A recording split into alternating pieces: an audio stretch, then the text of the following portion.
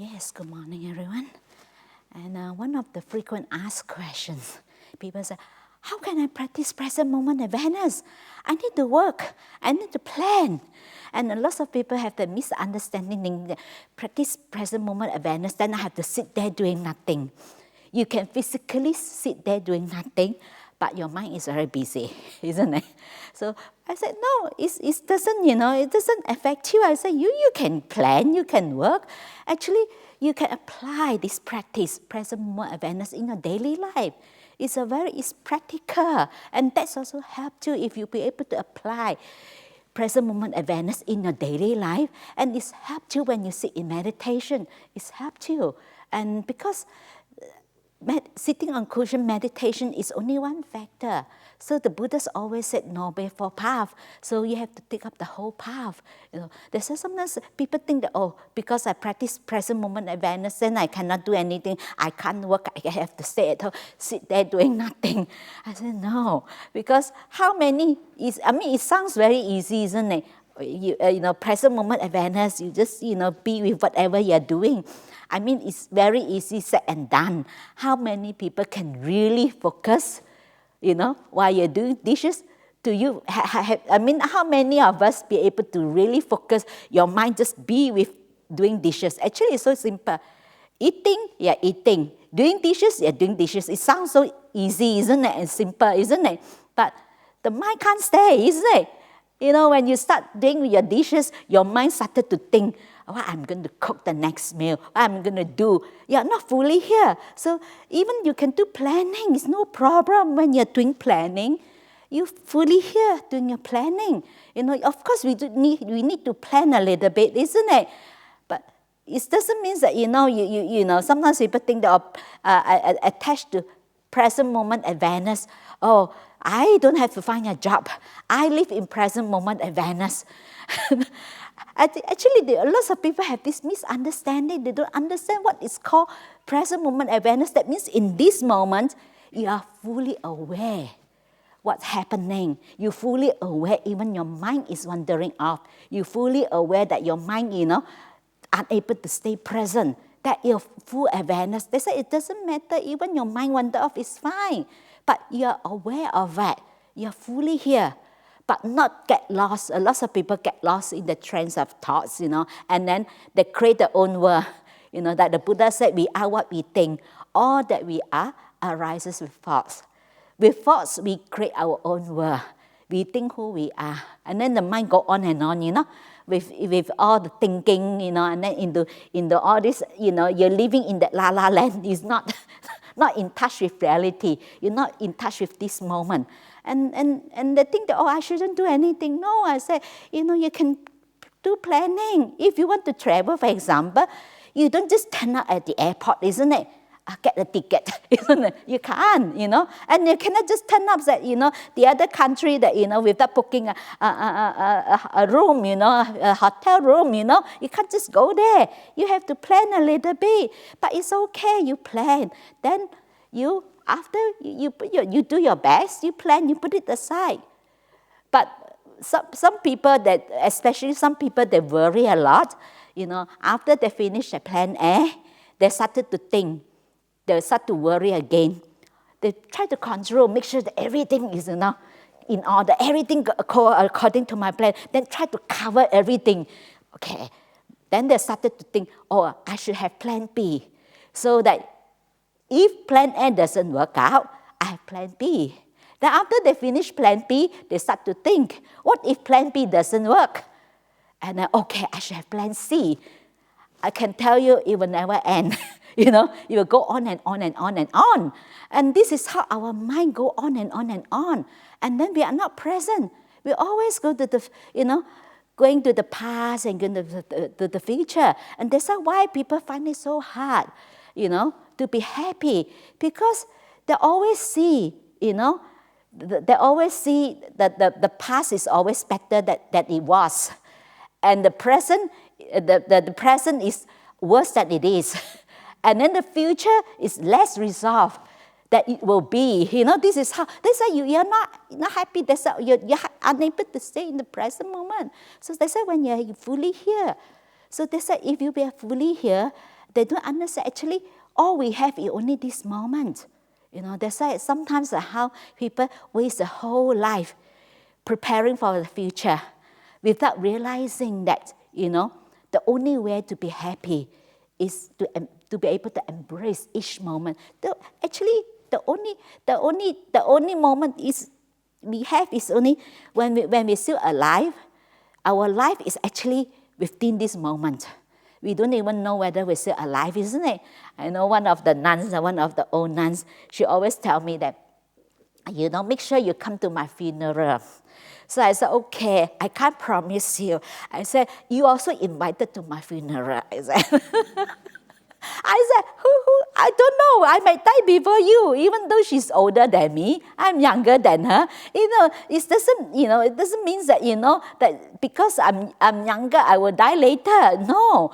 You never know when we're going to die, isn't it? And then that's why I told her, I said, I cannot guarantee you, but if I'm still, if I'm still alive, I will definitely come to your funeral. But I said, you also invited. I said, you invited to attend my funeral as well. I said, and like people think that only those people having terminal illness, they are dying, Actually, we're all dying, isn't it? We can die anytime, any moment. They said the only time we have is actually this moment, but we waste so much time. Sometimes even we have the most delicious food, we're unable to enjoy it because when we're eating, we start to think, isn't it? Think of something else. We miss we miss out lots of things, and then we don't see that. We sometimes we carry the guilt, beating ourselves up. Oh, I shouldn't have done this. This is one of the common thing I hear people say. Oh, if I were to know to come to practice and know the Dharma, I wouldn't have done this. I wouldn't have done this. I said, there's no if. I said. Actually, that's past. That's part of us, They say sometimes I say it's okay, because sometimes why people always assume that we always have two ways to choose. Sometimes we haven't had choice, isn't it? Sometimes people say, oh, why you want to choose the hard way? But they just assume that we have two ways to choose. Sometimes our wisdom, our level of understanding, this is how much we know. That's why when I look back in my life, I never regret with whatever I have done in my past. It's just like, if we remind ourselves that, it's just like the butterfly. The butterfly will never look at the caterpillar in shame. Because this is part of their life, parts of your transformation. That's why we shouldn't look at our past, in shame. That is part of our transformation. You look at the caterpillar become a beautiful butterfly. So our life is also the same. This is how we transform. That's why I used to tell people that, when I was young, I do silly things. But, that time, that's all I know. You know what I mean? But I always, you forgive yourself and you let it go. But sometimes we hold on to that, carry the guilt, regret at what we have done. Already done, move on. They said no amount of regrets will change your past. No matter how much you regret, it's not going to change, isn't it? Already done. So no amount of worry will change your future. It's not going to, you worry enough, then you will change your future. So any amounts of gratitude will change the present. That's one of the very important ingredients in our practice is that to develop the quality of gratitude. If you don't have the quality, it's very difficult to be at ease and at peace because constantly your mind, looking for something else, leaning forward, there's something else. It's always not good enough. That's why it's important to develop those qualities. And also sometimes how people carry their past. Then sometimes, like the Buddha says, some people, like sometimes especially with anger, sometimes sometimes things that happen to them and they cannot let it go and they carry the anger with them for years, they couldn't let it go. Actually, if we carry that, actually we are the one who suffer, isn't it? I remember some years ago when I was in Singapore, there was a lady and she said, I want to talk to you. And she told me that she has so much anger and also she really depressed because of her her partner left her for her best friend. And she found it very difficult to accept. She said, especially when she was alone, she really can't handle, and then she feel like she have the tendency of, to take her own life because of so much anger, and she cannot forgive. Then I said that, if you cannot forgive, you are the one who suffer. She said, if I forgive them, that means they can get away. I said, no, you forgive them, actually it's being kind to yourself, because you cannot change, isn't it? It's already, he's already left you. Then why don't you think, to forgive? You forgive them actually is being able to have this, you have this compassion and kindness towards yourself. Because holding on, because sometimes we think that, we're going to get, I'm not going to forgive you, so that if I forgive you, you're going to get away. I want you to feel guilty. I cannot forgive you. But actually, like the Buddha said, we get angry, get upset, and then we think that we are punishing the other person. Actually, as the Buddha gives the simile, like you're swallowing a hot iron ball, thinking that the other person suffer, the other person. Then why? Then I told her, I said, no, you're using other people's mistake or unskillful action to punish yourself. I said, they bear the consequences of their own action. I said, you forgive, And recently someone come to me and said that, it's really disturbed me. I can't sleep for a few days. It keep going in my mind. I keep churning that again and again. I find it very difficult because she have said something she have done something that is unskillful, and she realized it, and she went up to this person and apologized, ask for forgiveness. And she said this person wouldn't want to forgive her, and that it really disturbed her. She was thinking, why? I already apologized, I already said sorry. Why don't you forgive me? Then I looked at her. I said, why the person have to forgive you? I said, she cannot forgive you. It's the person's business. It's not your business. Nothing to do with you. You done your part. You move on, you say sorry, because actually if that person cannot forgive, it's that person's business, but you do your part, you recognize your mistake, and you acknowledge that, you accept that, yeah, this is what I've done, rather than being in denial, that yes, and then you forgive, you forgive yourself, you ask for forgiveness. If the person cannot forgive you, it's okay. Then I said, why don't you forgive her for not able to forgive you? That is again, I said, it's important, because sometimes meditation is not only just sitting on the cushion and forcing yourself to sit for hours, because sometimes you have to create the conditions, because sometimes our mind very difficult to be at ease and at peace, peaceful. Sometimes the way we live our life, and lack of other qualities. Sometimes we need to have other qualities, like forgiveness, whatever happened, it's already past. So we learn to let things, of course, letting go is not happen overnight. It takes a bit of time. So it's okay, when especially letting go itself actually is not to try to get rid of things. Letting go actually is accepting. So if you be able to accept whatever happened to you, it's okay, it's fine. But sometimes we fight. We think that we shouldn't experience that, we shouldn't feel that way. And also we judging ourselves, we judge ourselves, it's not good, it's bad, I shouldn't feel this way. I said, no one, all the time, 24 hours, 24/7, every single moment bright and beautiful, isn't it? Some days you're a bit grumpy. So I said, it's okay. You love yourself as you are. Sometimes, yes, a bit grumpy. So yes, I'm just grumpy. And the grumpiness come and go, isn't it? Grumpy afterwards, it will pass. It doesn't matter. You leave it alone. I remember early days, when we have to get up very early and to meditate. Some days, and especially in the morning, when you meditate, sometimes it's a bit quite sleepy. You have this slot on top, sometimes you sit there. And I just allow myself. I don't care. I just sit there. Sometimes I just, I'm good. I go like this. Then actually, I just leave it. I just let it go. I let it be. But then after a while, it stopped. Because it wouldn't go on forever. But sometimes the more you fight, whenever you fight, you're using willpower. The more willpower you use, it drains your mental energy. It uses up lots of mental energy. That drains your mental energy. Actually, you actually the more you fight, actually it's worse. It's not going to work at all.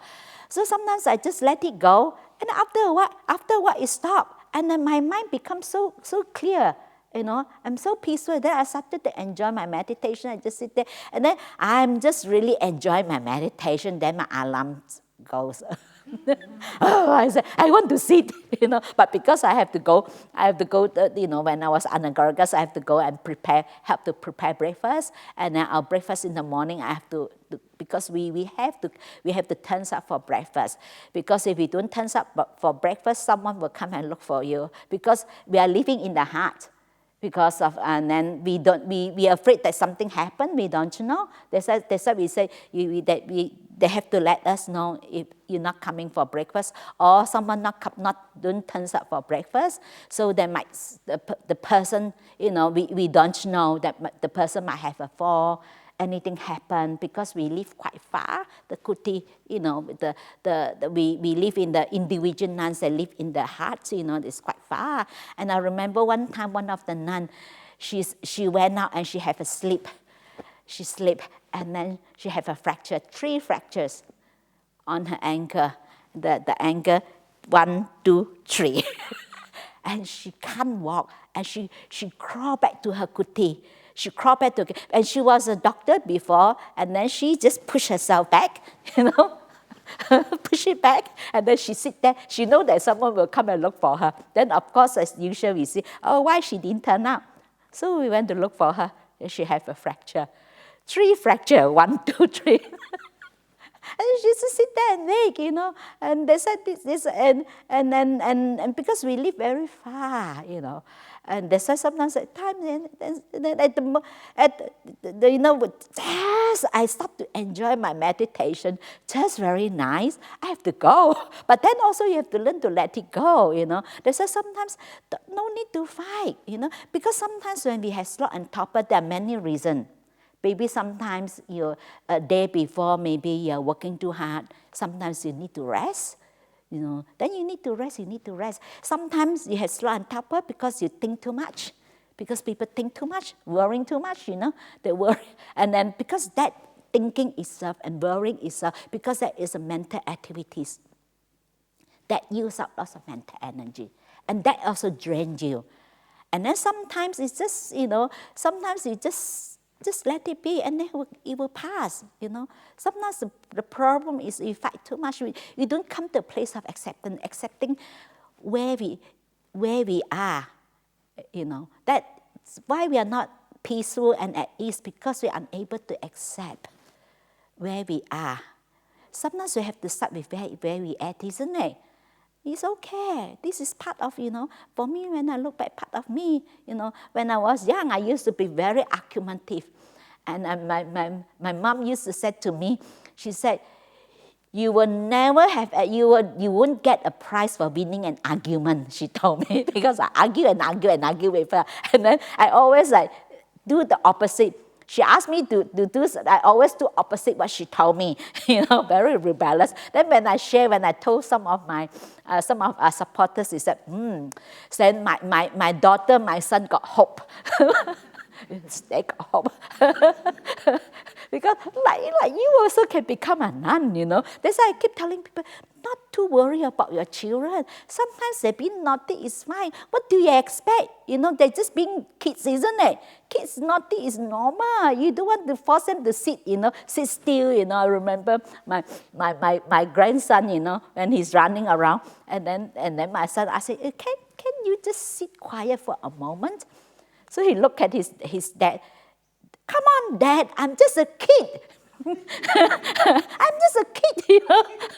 Even the kid, what do you expect, you know? They say sometimes it's okay. They're just being themselves. Sometimes, you know, kids that if you restrict them, you know, and not allow them to, you know. Sometimes, you know, the way they play is that they're being creative, you know. Sometimes it's fine. Don't worry, they grow up, they're okay. Then I told her, I said, you know, I'm always talk back. I'm the, amongst my family, you know, amongst my family, even my older sister, they don't dare to talk back to my father.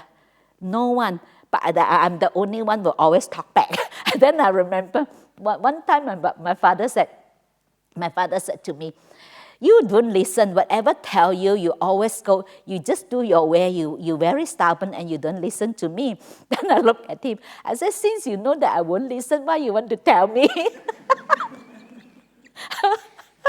Then my mother said, I've never seen someone like you. She said that, you know. But then I know that after when I grow, I mean, as I grow older, I know that it's something that is really unskillful.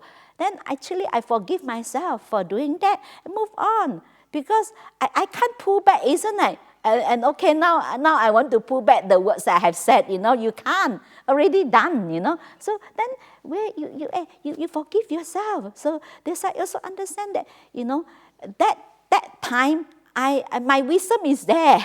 I don't know better, you know. Then I forgive myself. It's okay. I allow myself to make mistakes. Sometimes you allow yourself to make mistakes. You forgive yourself, and it's okay, you know. Because no point you keep holding on, you know, carry the guilt, beating yourself up, you know, that I shouldn't have done this, you know, go on. And you don't have a moment of peace, isn't it? You keep, you know, then you're not at ease and at peace, because they say even even with as a monastic, we have every full moon we have to do confession. So we have some confession. Like, so most of the rules that if you break, actually itself is not immoral by itself. It's more like more refined rules. It's more like it's to develop your mindfulness. You be more be able to be more mindful in a more refined way, that you're more aware with. For example, we have to determine, because we only allowed to have one set of robes, and we call this the jacket, we call this a sankachika. So we have to determine each time we have to wear. And sometimes we forget, you know, that we change, because when we go out, that is one of the rules that we have to make sure, even though we cover our both shoulder, we make sure that we have to have this in the vest. We call it vest, but in here we don't wear the vest, we wear this jacket.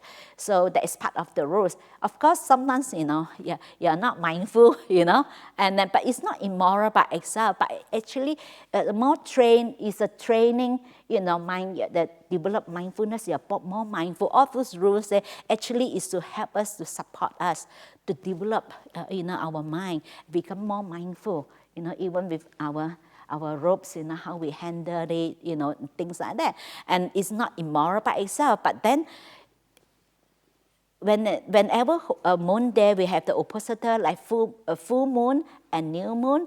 So we have to chant our rules. Then before that, we have to do confession. So we confess, okay, I've done this. For example, we are not allowed to do cutting, but sometimes, you know, sometimes you accidentally, or, you know, sometimes you can't stand, and then some people, okay, I can cut it, you know, and then, okay, we confess, because it's not something that is immoral.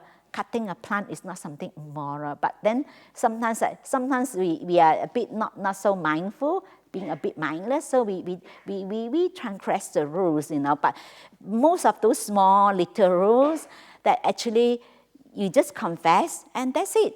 And you clear, then because the reason why we confess is that so that we don't carry that with us, we don't beating ourselves up.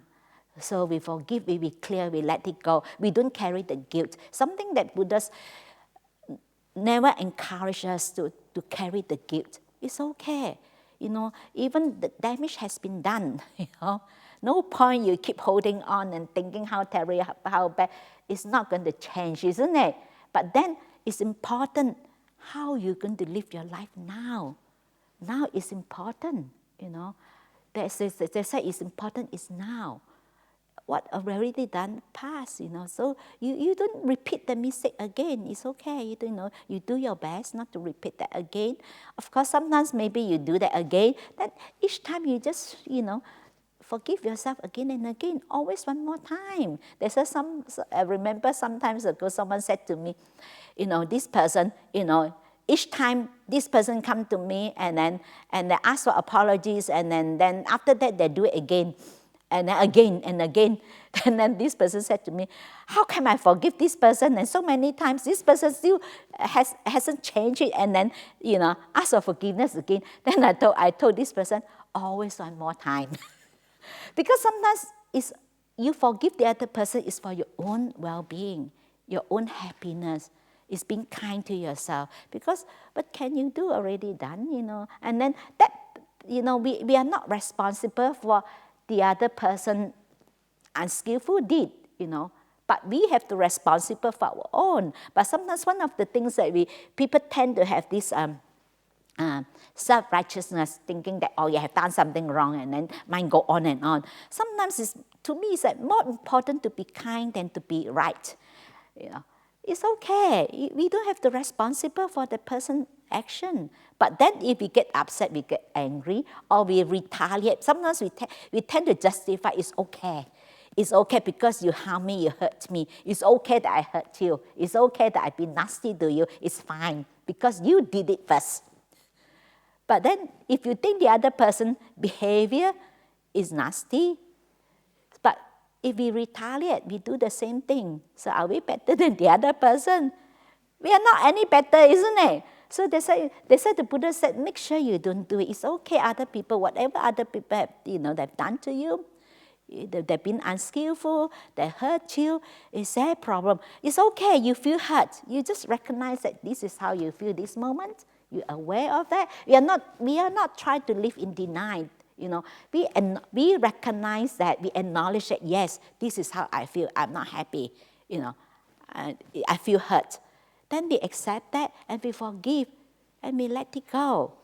Sometimes this is how we feel. We not try to live in denial, not to pretend that I'm okay.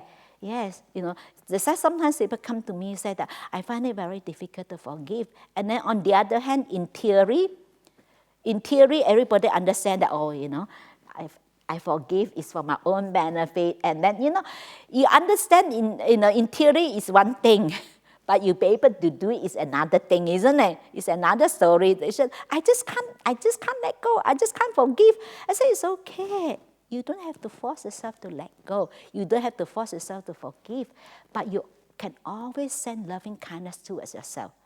May I be able to let it go. May I be able to forgive. May I have loving kindness towards that person. But you don't have to force yourself. Because if you force yourself to forgive, and then also you judge yourself, thinking that, I should be able to forgive. I should be able to do that. It should, No, it's okay. I mean, you're not there. You're not there. It's okay. They said be able to accept that where we are. Yes, I at this moment I can't forgive. It's fine. We accept that. We're okay. But then we tend to judge ourselves. We think that we're not kind enough, not good enough. We should be kind enough to forgive someone. We should be kind enough to accept someone's apologies. It's okay, But at least you're being honest to yourself, but not trying to be pretentious, or live in denial. Okay, it's okay. I'm not there yet. Just be able to accept that, and then the acceptance itself is also letting go. To accept who we are, where we at is fine, Because the moment when you come to a place of acceptance, actually you are freeing yourself. Yeah, that is for your own liberation. I remember years ago, I think more than 20 years ago, a long time ago, and then I have with somebody that is very difficult, and I find it so difficult, and this person is so difficult, and because each time I really could not stand, it's just always trigger, I find it very difficult to put up with this person.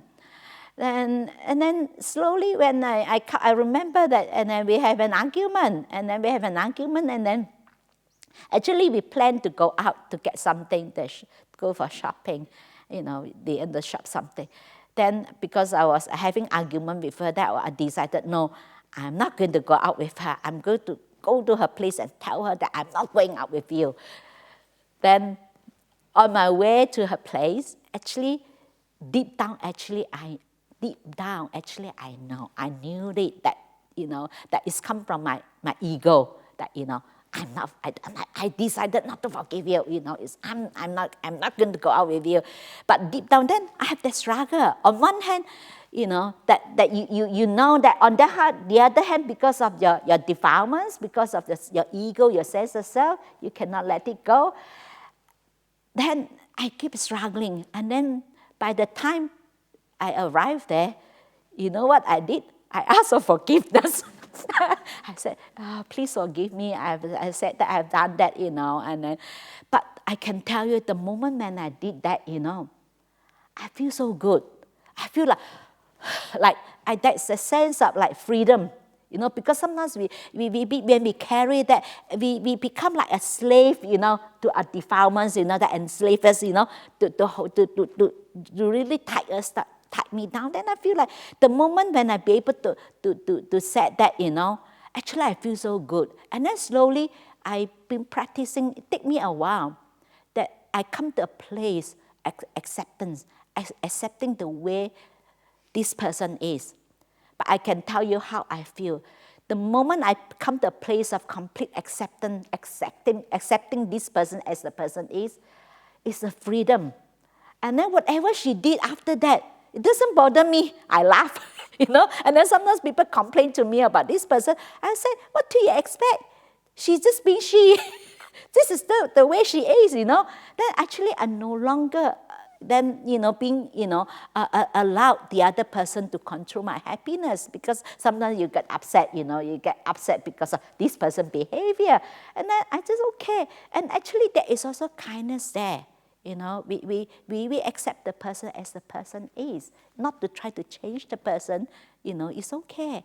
And this person, you love the person as the person is. That is a true kindness. And the compassion is okay. Then actually, if you be able to come to a place of acceptance itself is also letting go. I find that such a freedom. Actually, the moment I feel good, after that, no matter, in the past, it's always affect me, it make me feel annoyed and feel so irritating, when someone behavior. Then when I come to a place of acceptance, I be able to really let that go. To me, it's a freedom. I have taste, the taste of the freedom that I'm no longer, holding on, It's a freedom. Actually, then I feel more at ease and at peace whenever I see. And then whatever she do, in the past it always affect me, the behavior. But after that, I'm okay.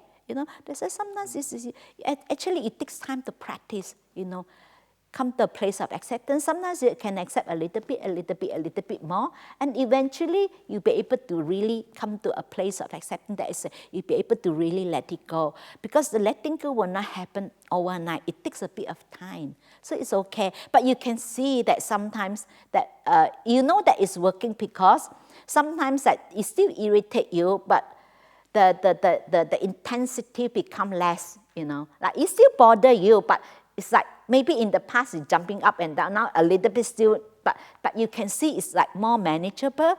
So actually that much of suffering we have reduced. We have lessened so much suffering. And this is like, it's the letting go will not happen overnight. It takes a bit of time.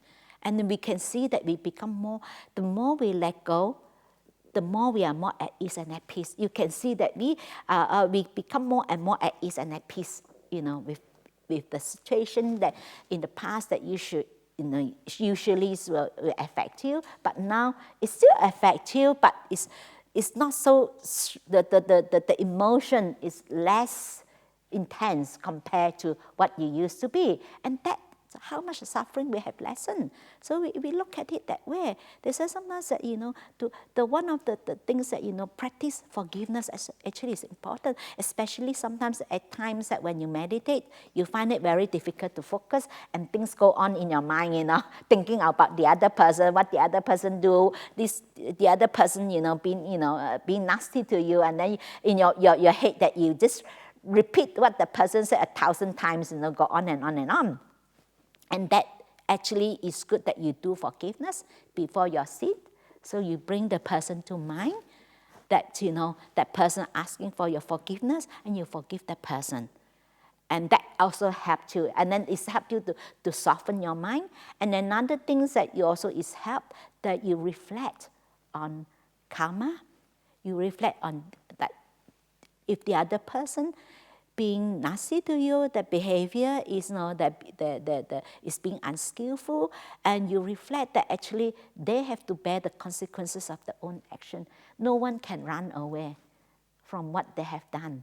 So then you started to feel, that you feel sorry for the person, that this is how it's helped you, calm down, And then that's also is also helpful, and also be to develop the gratitude, be grateful. Just be grateful. And then to me, it's like, I told you the other person. Then actually, now when I look back, I always very grateful for that person that because of her behavior causes me so much suffering. But she is a great teacher to me. Because without her, I won't learn. Because sometimes things always go your way, you don't see. Sometimes, sometimes we say, you want to associate with people like-minded. Sometimes be careful with like-minded. You know why? Because sometimes like-minded people, you have the same defilements. Then you reinforce each other defilements, I'm right, okay. But sometimes when someone, that press a button, you see how you react. Sometimes when things goes take smooth, and then sometimes we overestimate, we think our practice is so good, I'm so peaceful, I'm so kind, I'm so happy. But then because things go your way. So until one day, someone press a button, you're really angry. I remember when I was in Thailand, that one of my job, I used to get up 3:15, and then and I meditate, and until 5:45, I'll go to the hall, I'll go to the Sima hall to clean the Sima hall. And then I'm quite happy, I stay there, very happy, and very peaceful, very calm, And then one morning, I just finished mopping the floor. And then someone come in with her shoes, and with all the shoes print there. I can tell you, I was really mad. And I feel like I just want to go up there and strangle her. I was strangle her.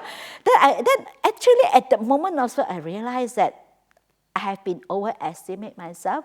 I'm thinking that my practice is so good, I'm so peaceful. Sometimes people even think that they're almost enlightened, I have no anger. They say sometimes people come and tell me, I have no anger. Are you sure? Because sometimes you have no anger, sometimes the condition is not there. But the Buddha said the underlying tendency is there. When as far as the underlying tendency is there, it's trigger, It doesn't mean that you don't feel angry now. Doesn't mean that you have no anger, because you're not triggered. There's some people think that, I will never do such a thing. It's so gross. As long as your underlying tendency is there, when you're given the right condition, it's just like the wheat, waiting there, The moment you water, you put in fertilizer, it just pop up. The same thing with our underlying tendencies, some of our behavior that we don't see it. That underlying tendency is there. Sometimes it's trigger. That's why whenever something that is unpleasant we don't like, it's always trigger our tendency of ill will. It's trigger. Because you give everything happen, you have to have the condition.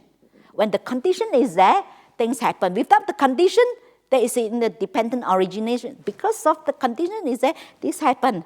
The condition is not that it won't happen. It doesn't happen doesn't mean that you don't have it. But underlying, this is the underlying tendency. It's just waiting for the right, condition. When the condition is there, it comes out. Then I realized that, actually I'm not that peaceful. I'm not that calm. Actually, I can see that I still have so much anger when someone doing. Actually, it's a very small, minor thing, but I can tell that it's quite normal when you are in a place that is always very peaceful and calm. Actually, everything amplified. Just small little things, you can see it. There's some people come to me, I feel that when I come to the monastery, I find that like it's if that I have more anger. And so actually, it's not that you have more anger. It's just that when you're outside, your mind gets distracted, and then you don't feel it. But then you're in the monastery, it's more peaceful, and it's every single thing is stand up. It's just like on the path, it's a lot of leaves. You don't see it, isn't it? But if a clean path, the one little leaf, it really stood up, isn't it? The same thing with your mind, it stood up. I said, don't worry, because sometimes people have doubts, maybe there's something wrong with my practice, why I still feel anger, why I still have anger. I said, it's okay. I said, if you have no anger, that means you attain the third stage of enlightenment, that is anagami, or you're fully enlightened. I said, so of course, it's okay.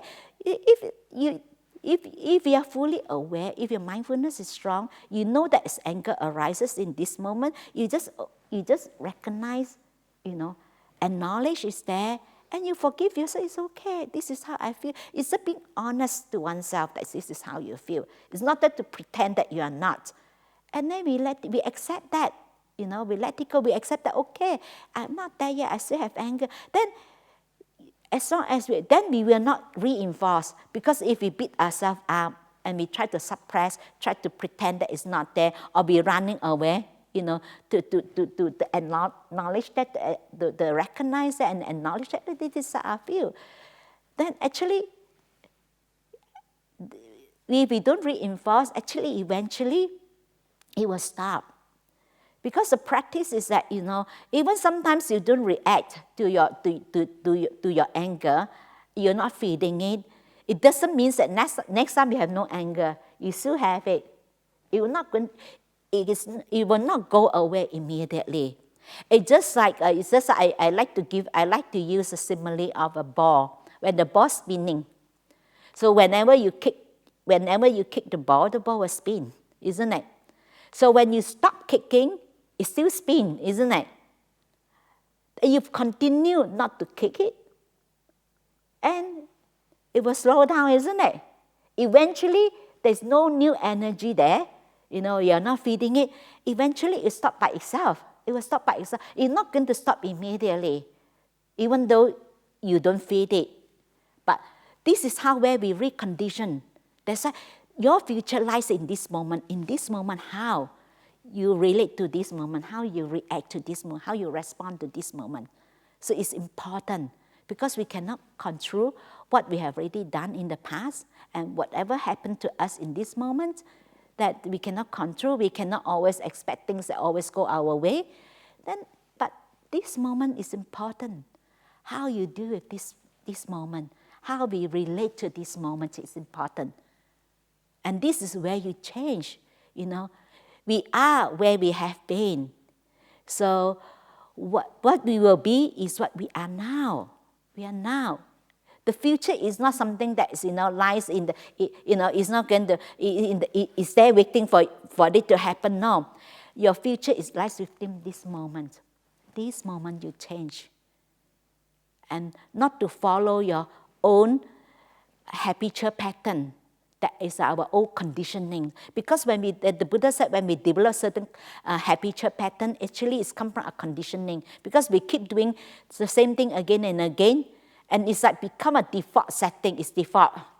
But you change your conditioning is now that you don't follow the old way of reacting. You change. For example, someone someone, being nasty to you, and then you change rather than getting angry or finding fault with themselves or this person that do it again. Then at least you change, you change it. Okay, at least this person is honest to the extent. You always find something good in that person. Even someone said nasty thing to you, be nasty to you, but then you can just, okay, at least this person is honest to the extent, because at least this person, being honest and then not pretentious, you get what you see, rather than someone being sweet and nice and they stab your back. That actually the moment when you reflect on that, you stop, isn't it? You stop getting angry. This is how, not feeding it. So that's why you require mindfulness. That's why when your mindfulness is strong enough, you'll be able to change that moment, not to feed that, not to reinforce that tendency. Because it's very difficult to see your own tendency if your mindfulness is not strong enough. That's why it's important in your daily life. Try to apply that in your daily life. Whatever you do, one thing at a time. Like some people, I've seen people, they do, when they start doing something and then they think of something else, they drop this, they can do another thing. And then when they start doing another thing and then they think of something else, they drop it, they do other things. No. This moment, one thing at a time, you finish this, even your mind wander off, oh, I should do this. No, okay, I will do it afterwards. Make sure I finish. Make sure I fully focus, do this. You have to train your mind. You have to recondition your mind. If not, if you keep following your old way, your old habitual pattern, it's not going to change, It's just, this is how, when the Buddha described the samsara, the round of, come back again and again. It's just like it go round and round, it come back again and again. So the Buddha gives the simile of you throwing a bucket into a well, and it hit the side, it go round, and ups and downs. Life is ups and downs, isn't it? And then we go round and round. We repeat the same thing again and again. Then we get the same thing again and again. So we don't expect to have any change when we do the same thing again and again, because you reinforce your old habitual pattern. But then that is where you change your habitual pattern. That's why you require mindfulness. You have to have strong mindfulness. You're aware of that. You know that is where you're not going to feed it. You not get hooked. There's very easily we get hooked. So whenever there's a contact, feeling arises. So it's either pleasant, unpleasant, or neutral feelings. But we always get caught with pleasant feelings, and we have our desires is always trigger our underlying tendency of craving, desires. We want more.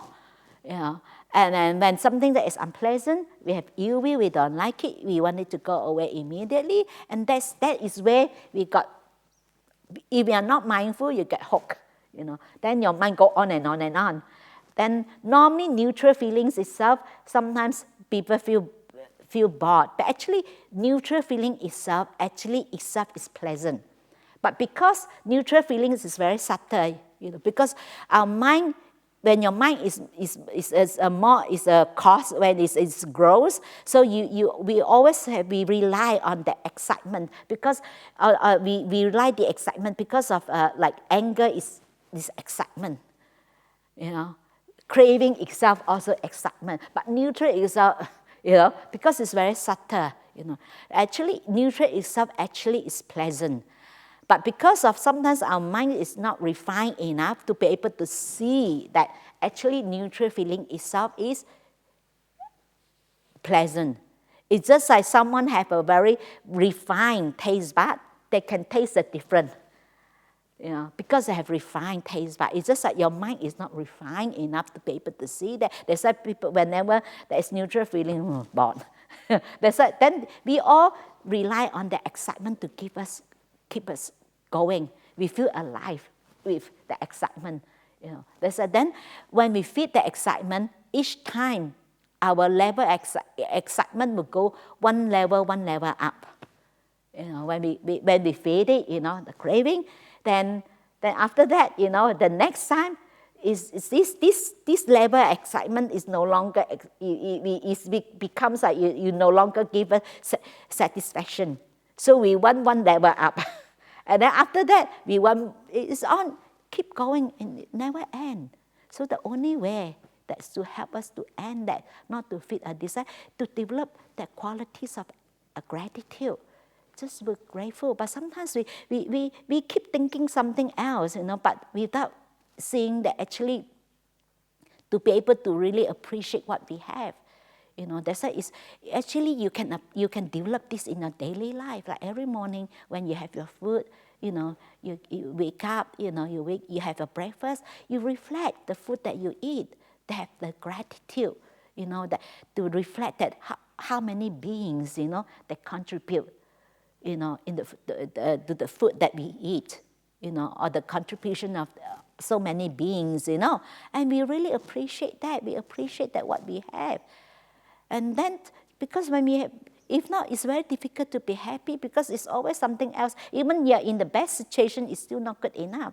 Then your mind becomes peaceful. You're not keep looking for things, to always, find something that is, because the gratitude, you have this quality where there is a food that make you feel full.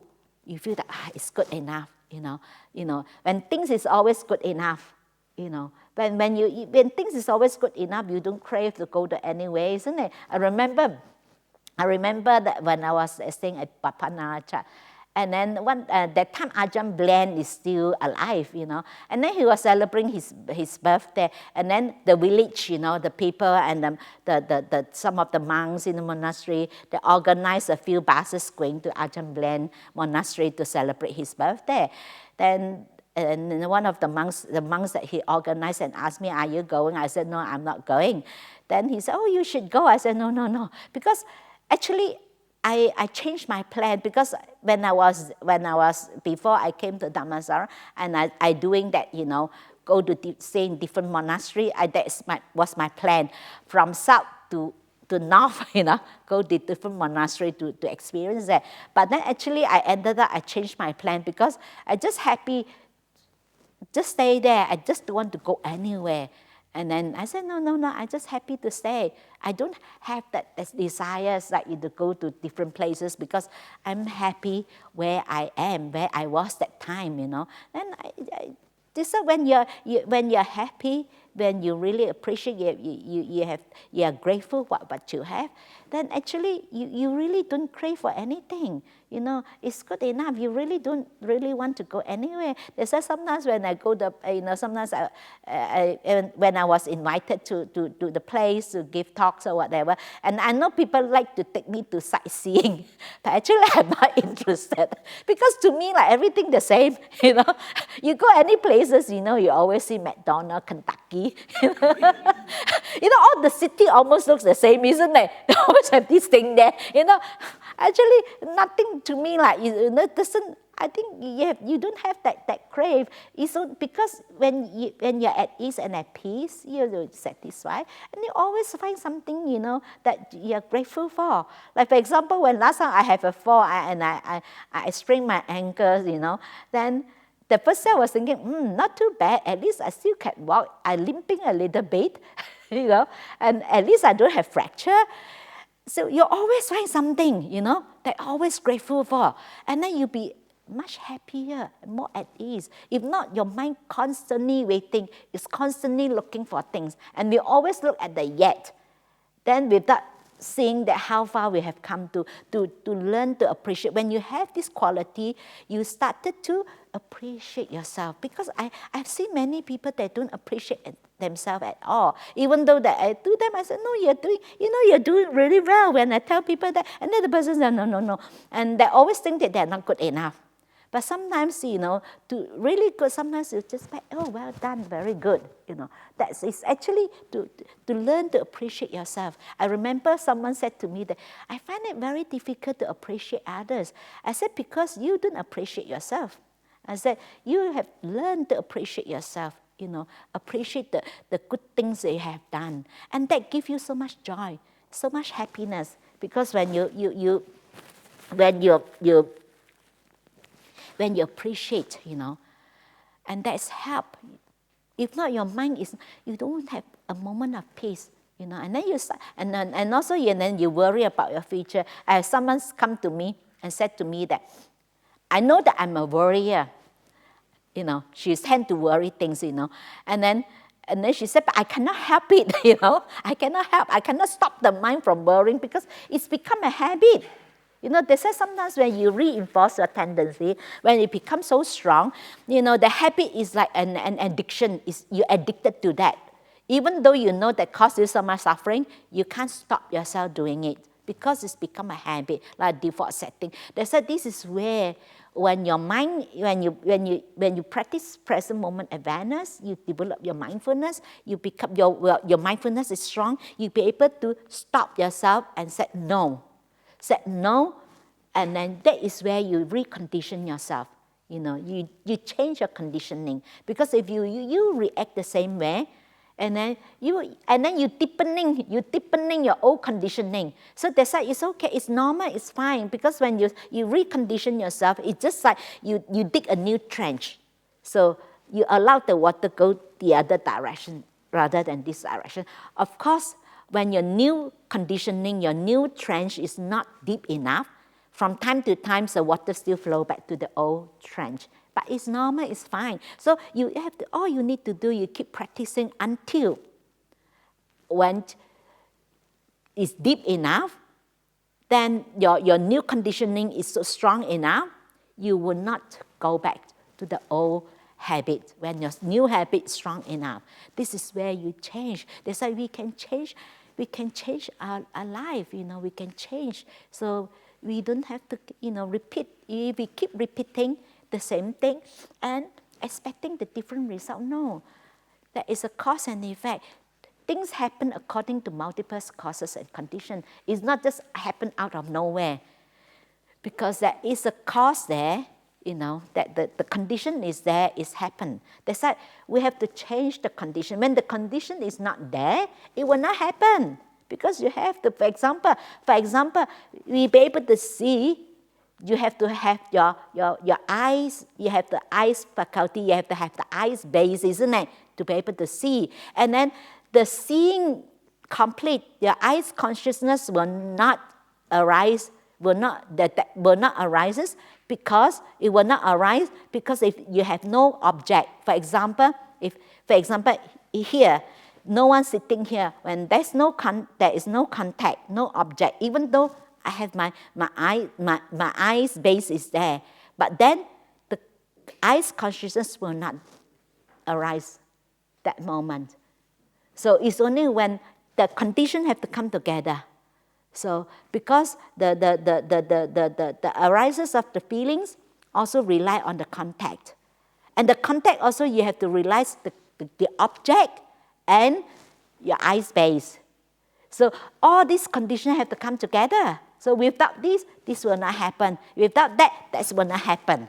So the same thing. The practice is that because when our mind is have enough clarity, we be able to see that. So we're not feeding it again and reinforce the conditioning. When the conditioning becomes so strong, our tendency becomes very, very strong. It's very difficult. So that's why unless you develop your mind becomes strong enough, then you'll be able to say no. When your mind is not strong enough, even though sometimes you'll be able to see that, it's very difficult to say no, isn't it? Sometimes you keep telling yourself, I should bite back my tongue. I shouldn't say anything, but somehow you still say something. Because the pull is so strong, that tendency is so strong, even though There's sometimes you feel good. I remember whenever I be able to bite back my tongue not to say anything, I always feel good later, because I didn't feed it, This is where your awareness come in, mindfulness. You're aware of that, because sometimes our mind keeps so busy, you keep wander off to the past, carry the guilt of beating oneself up, or always think that the past is better, all those good old days, Some people like to talk about all these old good days, and then all you worrying about the future, And then you do have moment of peace. Then your mind is, then because the mind is a conditioned thing.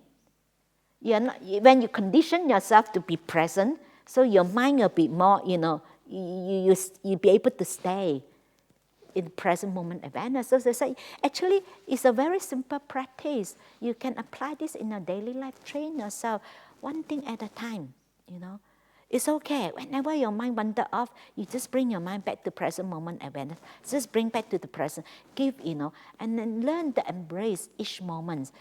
So our life that is only that we only know that we're living in this moment, isn't it? Whether we are still alive, in next moment we don't know.